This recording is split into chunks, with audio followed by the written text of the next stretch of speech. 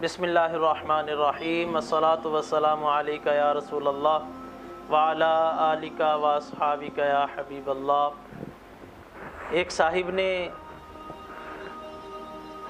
یہ پیغام بھیجا ہے کہ حضور اکثر پریشانی رہتی ہے، غم رہتا ہے، فکر لاحق ہوتی ہے، کوئی ایسا وظیفہ ارشاد فرما دیں کہ دلی طور پر جو غم زدہ رہتا ہوں غم دور ہو جائیں، پریشانیاں دور ہو جائیں۔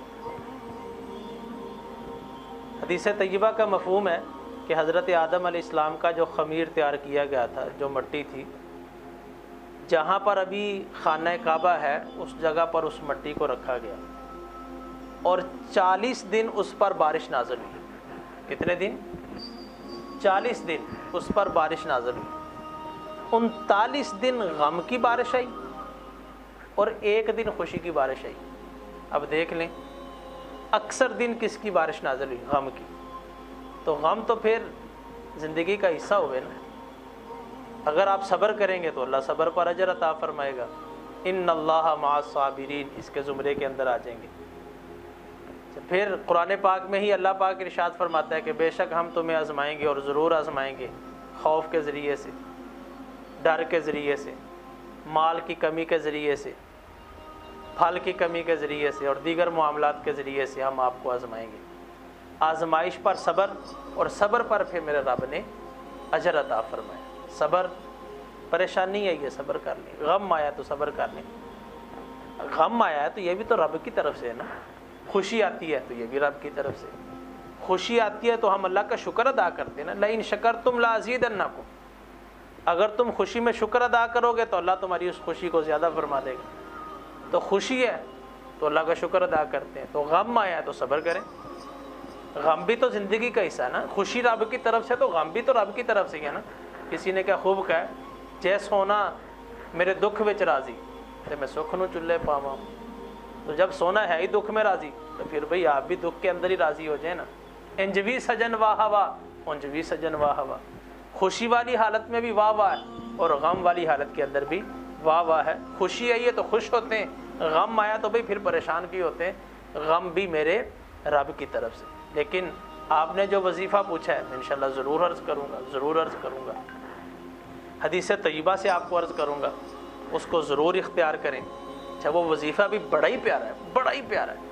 اب آپ اس کا اندازہ یہ لگا لیں کہ وہ وظیفہ کتنا پیارا ہوگا کہ جس وظیفے کو نبی اکرم صلی اللہ علیہ وسلم ہر نماز کے بعد کرتے ہوں گے، ہر نماز کے بعد اس وظیفے کو اختیار کرتے ہوں گے۔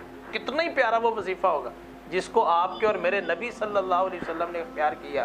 اس وظیفے کو ہم بھی اپنی زندگی میں شامل کر لیتے ہیں۔ حضرت انس بن مالک رضی اللہ تعالیٰ عنہ سے مروی ہے، آپ فرماتے ہیں کہ نبی کریم صلی اللہ علیہ وسلم جب بھی نماز سے فارغ ہوتے اپنا دایاں ہاتھ سر پر پھیرتے اور ایک روایت میں کہ پیشانی پر رکھتے اور یہ دعا پڑھتے۔ وہ دعا بھی انتہائی آسان ہے، اللہم اذہب عنی الہم والحزن، اے اللہ مجھ سے غم اور فکر اس کو دور فرما دے۔ میں پھر پڑھ دیتا ہوں، اللہم اذہب عنی الہم والحزن، اے اللہ مجھ سے غم اور فکر جو ہے وہ دور فرما دے۔ اچھا، ایک اور بھی حدیث میں کلمات ہیں، وہ کلمات تھوڑے سے طویل ہیں، ان کو بھی میں پیش کر دیتا ہوں۔ بسم اللہ الذی، یہ کلمات انتہائی آسان ہیں۔ بسم اللہ الذی لا الہ الا هو الرحمن الرحیم اللہم اذہب عنی الہم والحزن۔ یہ مکمل الفاظ کے ساتھ یہ حدیث طیبہ ہے، بسم اللہ الذی لا الہ الا هو الرحمن الرحیم اللہم اذہب عنی الہم والحزن۔ اس کا ترجمہ کیا بنے گا؟ اللہ کے نام سے شروع، جس کے سوا اور کوئی معبود نہیں، وہ بڑا مہربان اور رحم فرمانے والا ہے۔ اے اللہ تو ہر فکر اور غم کو مجھ سے دور فرما دے۔ تو یہ دعا آپ یاد کر لیں، اللہم اذہب عنی الہم والحزن، اور ہر نماز کے بعد سر پر ہاتھ رکھ کے یا پیشانی پر ہاتھ رکھ کے اس دعا کو جو ہے وہ پڑھا جائے۔ اور یہ کتنا پیارا وظیفہ ہے۔ جب آپ وظیفہ یہ اختیار کریں گے، اللہ نے چاہا تو نماز پنجگانہ بھی پڑھیں گے، کیونکہ نماز کے بعد کا یہ وظیفہ ہے نا۔ جب آپ نماز سے فارغ ہوتے اور پھر آپ اس دعا کو جو ہے وہ پڑھا کرتے، لیکن صبر کو نہیں چھوڑنا، صبر کا دامن تھام کے رکھنا ہے۔ اللہ صبر کرنے والوں کے ساتھ ہے۔